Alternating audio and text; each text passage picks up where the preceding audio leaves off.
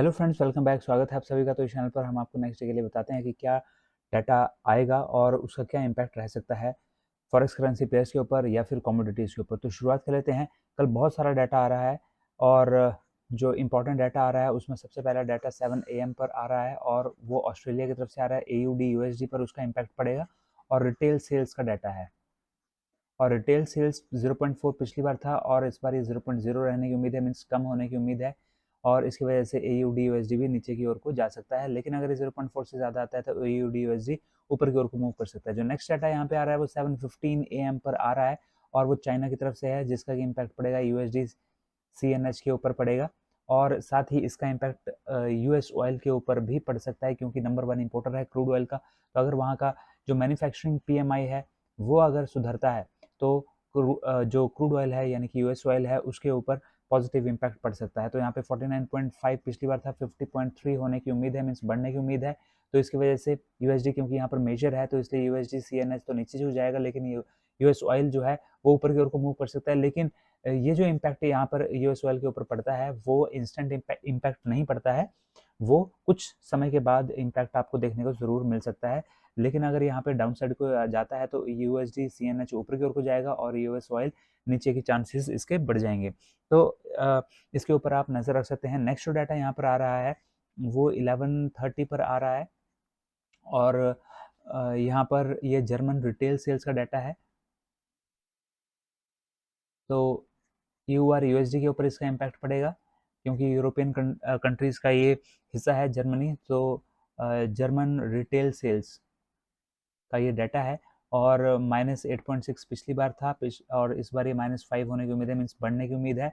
अगर ये बढ़ता है तो EU और USD भी ऊपर को जाएगा, लेकिन अगर ये घटता है, इससे भी कम आता है, तो EU और USD नीचे की ओर को जा सकता है। इसके अलावा जो नेक्स्ट डाटा आ रहा है वो 12:45 PM पर आ रहा है और इसका जो इम्पैक्ट पड़ेगा अगेन EU और USD पर पड़ेगा, क्योंकि स्पेन का डाटा है और स्पेन भी यूरोपियन कंट्रीज़ में आता है। तो यूरोपियन स्पेन का मैन्युफैक्चरिंग PMI का डाटा है और ये 49 से 47.8 होने की उम्मीद है, मीन्स गिरने की उम्मीद है। तो इसकी वजह से EU और USD भी गिर सकता है और अगर ये 49 से ज़्यादा आता है तो EU और USD ऊपर की ओर को जा सकता है। यहाँ पर जो नेक्स्ट डाटा आ रहा है वो 125 पर आ रहा है और उसका इम्पैक्ट भी EUR के ऊपर ही पड़ेगा, EU और USD के ऊपर। जर्मनी का ये डाटा है, जर्मनी मैन्युफैक्चरिंग PMI, और 42.9 पिछली बार था, 44.5 रहने की उम्मीद है। और साथ ही जो नेक्स्ट डाटा यहाँ पर आ रहा है वो 130 पर आ रहा है और उसका इम्पैक्ट भी EU और USD पर पड़ेगा, क्योंकि ये यूरोप का ही पूरे के पूरे यूरोप का मैन्युफैक्चरिंग PMI है और ये भी घटने की उम्मीद है। अगर ये 45.8 से ऊपर आता है तो यहाँ पर EU और USD भी ऊपर की ओर को जाएगा, लेकिन अगर ये 44.6 से कम आता है तो EU और USD नीचे की ओर को गिरेगा। इसके अलावा और भी बहुत सारा डाटा आना है, तो नेक्स्ट डाटा की यहाँ पे बात कर लेते हैं हम। लेकिन अगर आपने एक्सनेस पर अपना फॉरेक्स ट्रेडिंग अकाउंट ओपन नहीं करा है तो जल्दी से आप अपना अकाउंट ओपन कर लीजिए, क्योंकि जो ये डाटा आता है इन इन टाइम्स पर, जो ये डाटा आता है उनका बहुत ही पॉजिटिव इम्पैक्ट यहाँ पर, या फिर अगर नेगेटिव डाटा आते हैं तो नेगेटिव इम्पैक्ट पड़ता है मोस्ट ऑफ द टाइम। और उस टाइम अगर आप ट्रेड लेते हैं तो आपके जो चांसेस हैं वो बढ़ जाते हैं प्रॉफिट अर्निंग के।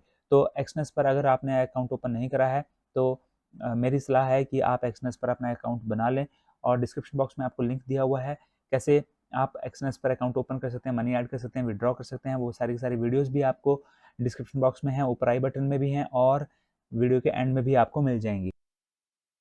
तो जल्दी से एक्सनेस पर अपना अकाउंट ओपन कर लीजिए। मैं पर्सनली भी इसे यूज़ करता हूँ, इसलिए मैं आपको भी इसकी सलाह देता हूँ। अब हम यहाँ पे नेक्स्ट डाटा की बात कर लेते हैं। वो 2 PM पर आ रहा है और यहाँ पर ये GBP USD के ऊपर इसका इम्पैक्ट पड़ेगा, क्योंकि यहाँ पे GBP का डाटा है यानी कि ब्रिटेन का डाटा है और यहाँ पर भी मैन्युफैक्चरिंग PMI का डे है कल। बहुत सारी कंट्रीज़ का PMI का डाटा आ रहा है और 47.8 से 46.9 होने की उम्मीद है, मीन्स घटने की उम्मीद है। अगर एक और घटता है तो ये भी घटेगा, GBP USD भी घटेगा, लेकिन अगर 47.8 से ज़्यादा आता है तो GBP USD भी ऊपर को ही जाएगा। इसके अलावा जो नेक्स्ट डाटा आ रहा है वो आ रहा है 2:30 पर और वो इम्पॉर्टेंट डाटा है, क्योंकि यूरोप का CPI का डाटा है यानी कि इन्फ्लेशन का डाटा, जो कि बहुत ही इंपॉर्टेंट होता है। पिछली बार 7 था, इस बार भी 7 होने की उम्मीद है, लेकिन अगर इससे ज़्यादा आता है तो EU और USD जो है वो ऊपर की ओर को जाएगा, लेकिन अगर ये इससे कम आता है तो EU और USD भी नीचे की ओर को जाएगा। और उसके बाद यहाँ पर 3 PM पर जो यहाँ पर EU और USD के ऊपर ही इम्पैक्ट पड़ेगा, लेकिन डाटा नहीं आ रहा है। जो ECB यानी कि यूरोपियन सेंट्रल बैंक के जो प्रेसिडेंट हैं उनकी स्पीच होगी और 3 बजे भी हमें मूव देखने को मिल सकता है, इसलिए आप 3 बजे भी ध्यान रख सकते हैं। इसके अलावा जो नेक्स्ट डाटा आ रहा है वो आ रहा है 6 PM पर, और वो इम्पोर्टेंट डाटा है क्योंकि यूनाइटेड स्टेट्स का डाटा है, और अगर यूनाइटेड स्टेट्स का है तो DXY के ऊपर इम्पैक्ट पड़ता है और उसका जस्ट अपोजिट इम्पैक्ट EU और USD और GBP USD के ऊपर इसका पड़ेगा। और जो डाटा आ रहा है वो है इनिशियल जॉबलेस क्लेम का।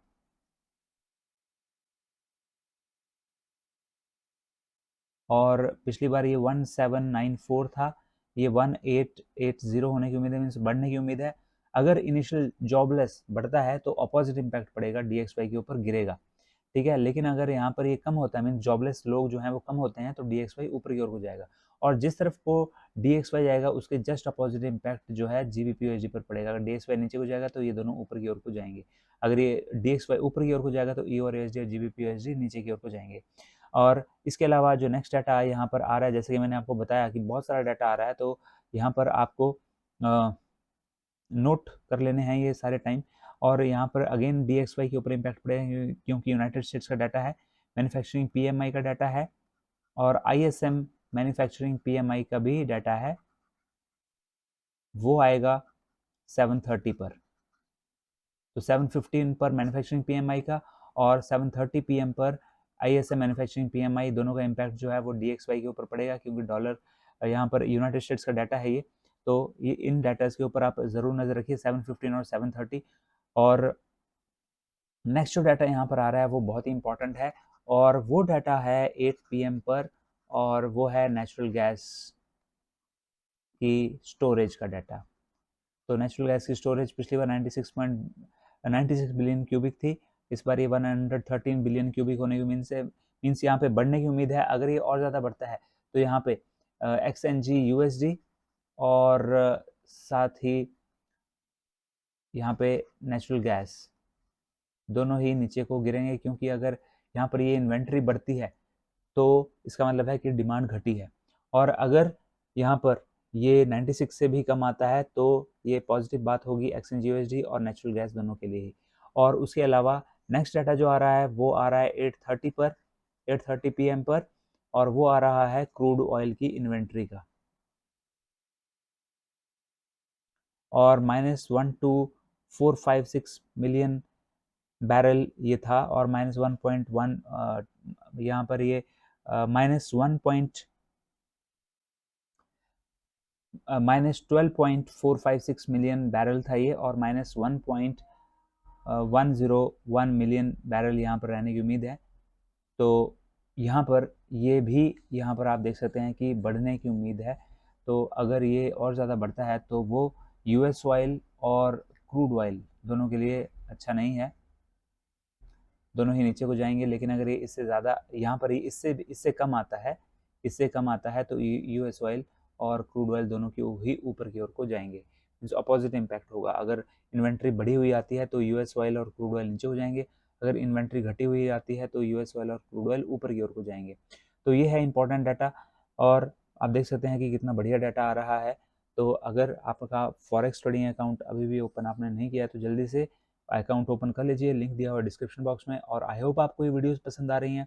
अगर पसंद आ रही हैं तो वीडियो को ज़रूर लाइक कीजिए, शेयर कर दीजिए अपने फ्रेंड्स के साथ, और चैनल को अभी भी आपने सब्सक्राइब नहीं किया है तो जल्दी से चैनल को भी सब्सक्राइब कर लीजिए। मिलते हैं अगले वीडियो में, till then have a nice day, good bye.